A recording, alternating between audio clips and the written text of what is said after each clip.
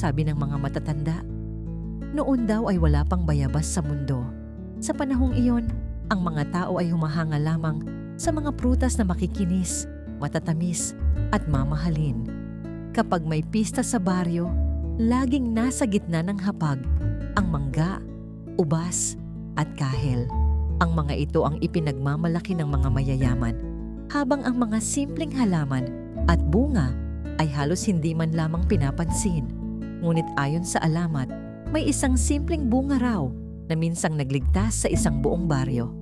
At dito, nagsimula ang kwento ng bayabas. Sa isang maliit na baryong napapalibutan ng kabundukan at ilog nakatira ang mag-inang sina Aling Rosa at ang kanyang anak na si Bayo. Tahimik at mabait si Bayo. Mahilig siyang tumulong sa kanyang ina sa pagtatanim at pag-iigib ng tubig. Ngunit dahil mahirap lamang sila at luma ang kanilang damit, madalas siyang maliitin ng ibang bata. Ayan na naman si Bayo. Natatawang sabi ng batang si Timo habang nakatingin sa kupas nitong suot. Palagi na lang nakapaa. Dagdag pa ng isa, tahimik lamang si Bayo habang naglalakad pa uwi.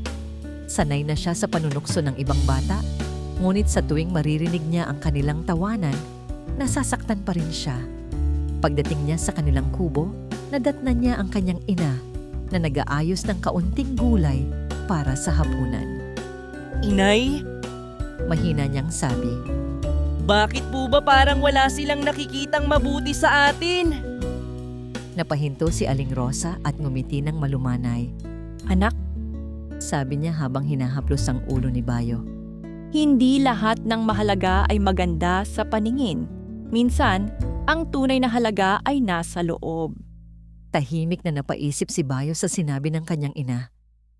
Kinabukasan, habang naglalakad siya malapit sa ilog, may nakita siyang maliit na kakaibang puno. Hindi ito katulad ng ibang puno sa baryo. Ang mga dahon nito ay mapusyaw at ang bunga ay bilog, berde at hindi makintab. Ano kaya ito? Bulong niya habang pumipitas ng isa. Nang tikman niya ito, nagulat siya. Matamis pala.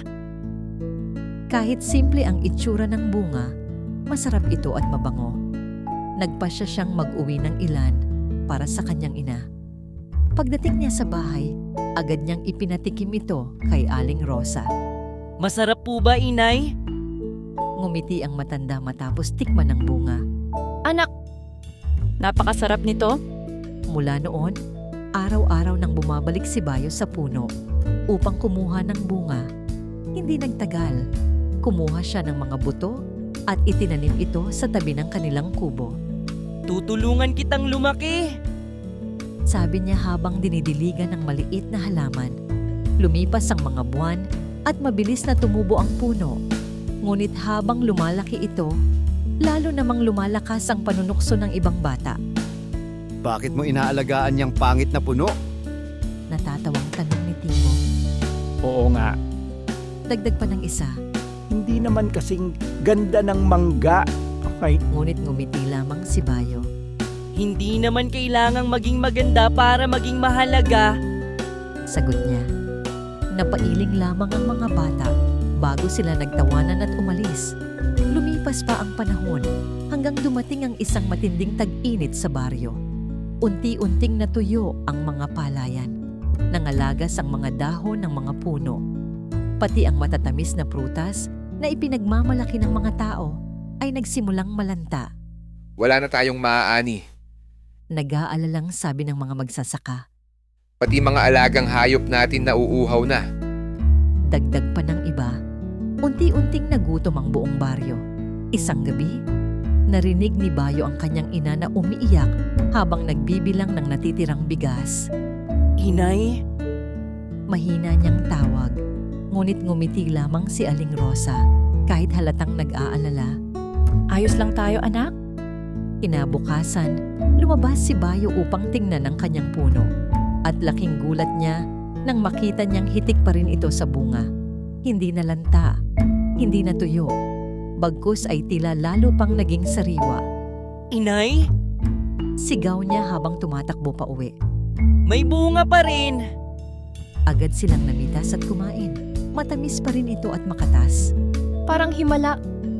Bulong ng kanyang ina. Hindi nagtagal. Kumalat sa baryo ang balita tungkol sa punong hindi tinatablan ng tag-init. Isa-isang pumunta ang mga tao sa bahay nila Bayo. Pwede bang makahingi kahit kaunti? Tanong ng isang matandang babae. Gutom na ang mga apo ko.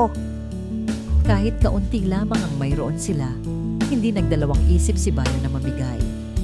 Maghati-hati na lang po tayo. Nakangiti niyang sabi, maging ang mga batang dating nanlait sa kanya ay lumapit. Totoo pala. Masarap nga. Nahihiyang sabi ni Timo habang kumakain. At nakakatanggal pa ng gutom. Dagdag pa ng isa, hindi sila sinumbatan ni Bayo. Sa halip, binigyan pa niya sila ng mas maraming bunga. Dahil sa simpleng punong iyon, maraming pamilya sa baryo ang nakaraos sa gutom. Hanggang sa muling bumalik ang ulan, makalipas ang ilang araw, nagpulong ang matatanda ng baryo. Ang simpleng bungang ito ang nagligtas sa atin. Sabi ng pinakamatandang lalaki. At tulad ni Bayo, Dagdag pa ng isa, hindi man marangya sa panlabas, ngunit puno naman ng kabutihan. nagkasundo silang pangalanan ng bunga bilang bayabas. Hango raw sa pangalan ni Bayo at sa salitang biyaya. Dahil ito ang naging biyaya ng kanilang baryo sa panahon ng paghihirap. Mula noon, natututunan ng mga tao na huwag husgahan ang halaga ng isang bagay batay lamang sa panlabas nitong anyo. At hanggang ngayon, kapag may taong mapanghusga, may paalala ang mga matatanda. Ang tunay na halaga ay hindi nakikita sa ganda ng panlabas, kundi sa kabutihang dala ng puso.